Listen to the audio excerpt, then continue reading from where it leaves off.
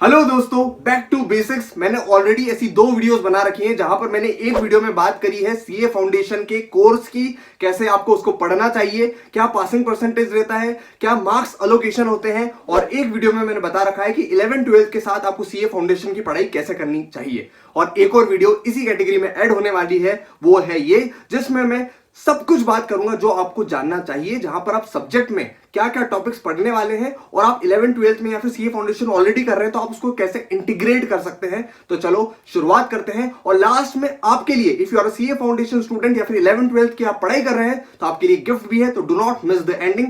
Let's start the video. Give me a thumbs up if you want to know more. सबसे पहले मेरा छोटू सा introduction. I am a practising chartered accountant by profession who have cleared CA exams in first attempt with exemption in 6 subjects at CA final level. इसके अलावा I am a leading faculty and also guest faculty in various coaching institutes, universities, colleges and also judged events for Delhi university. अब मैं बात करता हूं आपके CA foundation की। सबसे पहले थोड़ा सा समराइज कर देता हूं जिनको नहीं पता। 4 सब्जेक्ट होने वाले हैं आपके, अकाउंटेंसी, बिजनेस लॉ, इकोनॉमिक्स और मैथ्स। अकाउंटेंसी और बिजनेस लॉ होने वाला है सब्जेक्टिव। सब्जेक्टिव का मतलब है जो आपको 11 12 में लिख के आना पड़ता था बिजनेस लॉ, इकोनॉमिक्स वगैरह में, वैसे ही अकाउंटेंसी और बिजनेस लॉ की एग्जाम होगी 100 नंबर की, जहां पर आपको क्वेश्चंस जो इंस्टीट्यूट पूछेगा पेपर में आपको सॉल्व करना है, पूरा लास्ट तक आंसर लिख के आना है। और इसके अलावा जो 2 पेपर है वो है इकोनॉमिक्स और मैथ्स, वो होने वाले हैं एमसीक्यू बेस्ड, मतलब मल्टीपल चॉइस क्वेश्चंस, जहां पर आपको 4 ऑप्शन मिलेंगे और उसमें से आपको करेक्ट ऑप्शन पर टिक करना है और बताना है कि हमने आपके मिनिमम 40 नंबर तो स्कोर कर ही लिए। अब इन चारों सब्जेक्ट में सबसे जो दिक्कत देने वाला सब्जेक्ट है वो है बिजनेस लॉ। इसका आपको काफी ध्यान रखना पड़ेगा बिकॉज यहां पर थ्योरी आती है और थ्योरी आपको लिख के आनी पड़ती है, जैसा इंस्टीट्यूट ने अपने स्टडी मटेरियल में दे रखी है। आप ज्यादा डेविएट नहीं कर सकते, ऊपर नीचे पॉइंट नहीं लिख सकते, जैसा आप 11 12 में जो थ्योरी सब्जेक्ट्स होते थे बिजनेस लॉ, इकोनॉमिक्स, आराम से थोड़ा बहुत ऊपर नीचे करके लिख देते थे। लेकिन यहां पर इंस्टीट्यूट चाहता है कि आप मैक्सिमम सिमेट्री रखें जो इंस्टीट्यूट ने स्टडी मटेरियल में दे रखा है और आप जो एग्जाम में लिख के आए हैं। इसके अलावा इकोनॉमिक्स और मैथ्स एमसीक्यू बेस्ड होने वाले हैं, जिसमें आपका इकोनॉमिक्स और भी सिंपल हो जाएगा, मैथ्स थोड़ा सा हल्का सा डिफिकल्ट होता है, लेकिन घबराने की कोई भी बात नहीं है। मेरा भी मैथ्स नहीं था और ऐसे बहुत सारे स्टूडेंट जो कि सीए परस्यू करते हैं उनका भी मैथ्स नहीं होता है और आराम से क्लियर कर लेते हैं। आपको इकोनॉमिक्स में करंट अफेयर्स वगैरह पूछे जाने वाले हैं तो उसकी तैयारी आपको करनी पड़ेगी। अब बात कर लेते हैं कि आपको पढ़ाई कैसे करना है। बेसिकली आपको 3 से 4 बार रिविजन करके जाना पड़ेगा अटेम्प्ट के पहले, जहां पर आपको इंस्टीट्यूट का मटेरियल पूरा सॉल्व करना है। उसके पास एग्जाम में जो क्वेश्चंस उन्होंने पूछे हैं वो सॉल्व करने हैं। आरटीपी एमटीपी जैसे जो रिवीजन टेस्ट पेपर्स होते हैं, मॉक टेस्ट पेपर्स होते हैं, जो सीए फाउंडेशन में आपको करके जाना होता है वो आपको करना पड़ेगा, उसकी प्रैक्टिस करनी पड़ेगी। और ऐसा 3 से 4 बार आप बना के जाओगे, याद करके जाओगे, समझ के जाओगे, कॉन्सेप्ट स्टडी को अपनी जान बनाओगे तो आप आराम से सीए फाउंडेशन निकाल लोगे। चलो अब बात करते हैं इंडिविजुअल सब्जेक्ट्स की। सबसे पहला है अकाउंटेंसी। सबसे इंपॉर्टेंट बात, अकाउंटेंसी में वही पूछा जा रहा है जो आपने 11 12 की अकाउंटेंसी में पढ़ा है, मतलब 80 to 90% सेम है। अब सेम है लेकिन डिफिकल्टी लेवल हल्की सी ऊंची होने वाली है, मतलब आपको कॉन्सेप्ट स्टडी पर अपना ग्रिप बनाना पड़ेगा और प्रैक्टिस इस हिसाब से करनी होगी कि बस मुझे 11 12 की एग्जाम पास नहीं करनी है, मुझे पास करनी है सीए फाउंडेशन एग्जाम जो कि institute of chartered accountancy of India लेता है। और उसमें मुझे सिक्योर करने हैं मिनिमम 60 70 80 मार्क्स, बिकॉज मुझे सेट ऑफ वगैरह, एग्रीगेट वगैरह का भी ध्यान रखना है। जैसे मैंने सिलेबस इनका निकाला तो 11 12 के जो मैक्सिमम पोर्शन होता है, मैक्सिमम चैप्टर्स होते हैं, वही दिखे accounting policies, bank reconciliation statements, और फिर inventories, final accounts, accounting for special transaction partnerships, financial statements, company accounts. तो ये सारी चीजें आपने ऑलरेडी पढ़ी होगी आपके 11 12 के सिलेबस में, तो वही आने वाला है। लेकिन कॉन्सेप्ट स्टडी अगर अच्छी करी, थोड़ा सा डिफिकल्टी पोर्शन के हिसाब से पढ़ाई करी, तो आप आराम से अकाउंटेंसी को निकाल लोगे, तो उसकी चिंता करने की बात नहीं है। बस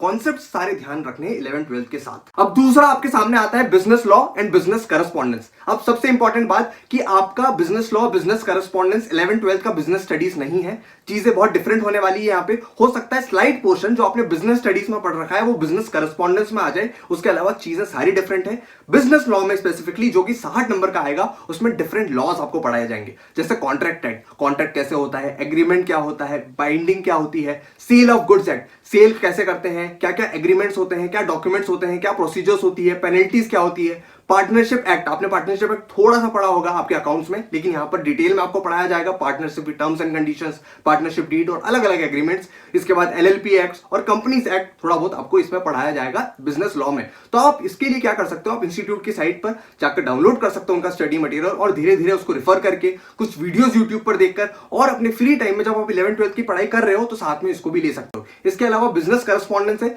जो कि थोड़ा सा बेसिक्स है, जहां पर आपको बेसिक टर्मिनोलॉजीज बताई जाएगी जैसे communication, English, vocabulary, writing skills की प्रैक्टिस कराई जाएगी, article writing, resume writing, letter drafting, meetings वगैरह, ये सारी चीजें जो बेसिकली एक कॉर्पोरेट वर्ल्ड में होती है आपको सीए फाउंडेशन में ही बता दी जाएगी और आपको प्रिपेयर कर दिया जाएगा एज अ प्रोफेशनल, ताकि अब ये सारी टर्म्स को सीख ले, प्रैक्टिकलिटी की क्या होती है चीजें और कैसे आप इसको अपने करियर में लाने वाले हो। तो 60 नंबर का हो गया आपका बिजनेस लॉ, 40 नंबर का हो गया बिजनेस करस्पॉन्डेंस, टोटल मिलाकर हो गया 100। इस 100 में से मिनिमम 40 लाने हैं। थोड़ा सा डिफिकल्ट होने वाला है क्योंकि थ्योरिटिकल होने वाली चीज है और आपको इंस्टीट्यूट को लिख के आना पड़ेगा कि हाँ मैं याद करके आया हूं और आपकी लैंग्वेज से मैं बस 20 से 30% एविएट करता हूं और मैक्सिमम चीजें सही है। आप जाके डाउनलोड कर सकते हो और अपने फ्री टाइम में वो मटेरियल पढ़ो जो कि इंस्टीट्यूट की साइट पर ऑलरेडी अवेलेबल है। अब बात करते हैं तीसरे सब्जेक्ट की जो कि आपका मैथ्स, स्टैटिस्टिक्स, लॉजिकल रीजनिंग। जितना डर आपने इस सब्जेक्ट का बना रखा है ना, उतना स्पेसिफिकली ये इतना डरावना है नहीं एक्चुअली।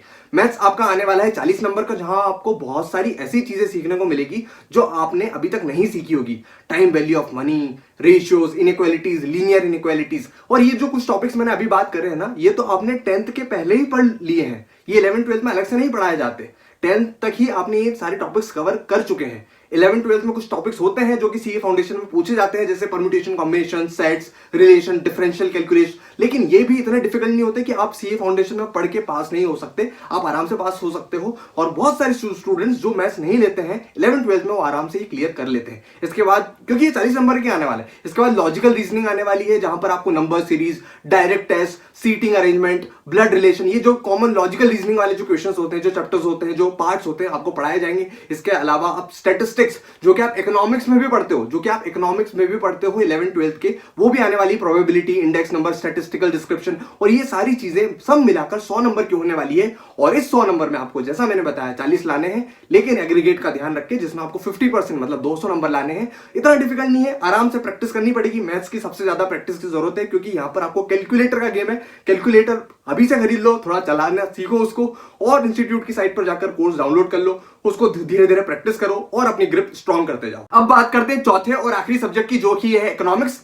आपने जो 70-80% पढ़ रखा है ये भी 11th-12th में वही आने वाला है। इकोनॉमिक्स में भी 2 पार्ट में डिवाइडेड है, इकोनॉमिक्स जो आपने ऑलरेडी पढ़ रखा है और एक 40 नंबर का कमर्शियल नॉलेज, जहां पर आपको पूछे जाएंगे जो अभी करंट में अफेयर्स चल रहे हैं, वो गवर्नमेंट पॉलिसीज क्या हो रही है, बिजनेस टर्मिनोलॉजीज क्या कहती है, अलग अलग सेक्टर्स के बारे में पूछा जाएगा कि इंडिया में कितनी पॉपुलेशन है, कहां सबसे ज्यादा पॉपुलेशन है, जेंडर रेशियो क्या है, फीमेल मेल रेशियो क्या है, वर्ल्ड लेवल पर क्या स्टैटिस्टिकल ग्राफ चल रहे हैं। तो ये सारी चीजें आपको इकोनॉमिक्स में पूछी जाएगी। इतना डिफिकल्ट सब्जेक्ट स्पेसिफिकली इकोनॉमिक्स नहीं है। प्रैक्टिस करोगे, याद कर लोगे डेटा को, तो आराम से आप एमसीक्यू हल कर पाओगे, बिकॉज ये एमसीक्यू होने वाला है और चीजें आसान होने वाली है। ओवरऑल अगर कहूं तो आप moderate level of difficulty expect कर सकते हो सीए फाउंडेशन में और अपने प्रिपरेशन उस हिसाब से कर सकते हो कि आप पहले अटेम्प्ट में सीए फाउंडेशन क्रैक करें। चलो, मतलब रिसर्च कामयाब रही, मैंने हर सब्जेक्ट की एनालिसिस करी थी और अपना बेस्ट गाइडेंस आपको हर सब्जेक्ट से रिलेटेड दिया ताकि आप अपनी सीए फाउंडेशन एग्जाम्स आसानी से पास कर पाए। बट आई स्टिल थिंक कि आप में से ऐसे ढेर सारे स्टूडेंट्स और फ्रेंड्स हैं जो मुझसे 1-to-1 कनेक्ट करना चाहते हैं।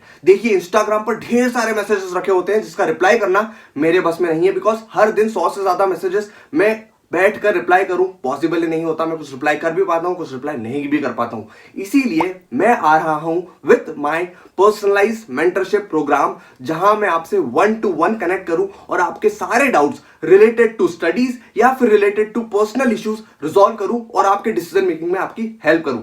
देखिए, अभी आप सीए फाउंडेशन एम कर रहे हैं, मतलब आप सीए के इनिशियल स्टेजेस पे हैं, मतलब आपके नेक्स्ट 4-5 इयर्स बहुत ही इंपैक्टफुल होने वाले हैं और वही आपके करियर को डिफाइन करेंगे। इसीलिए हर डिसीजन बहुत इंपॉर्टेंट होने वाला है और इसी के लिए मैंने इसकी फीस भी नॉमिनल रखी है ताकि इंटरेस्टेड स्टूडेंट्स आए और वहां पर स्पैम नहीं हो। If you think it is good for you, sign up, link in the description and I will see you there. Till then, goodbye, signing off, Mohit Patidar.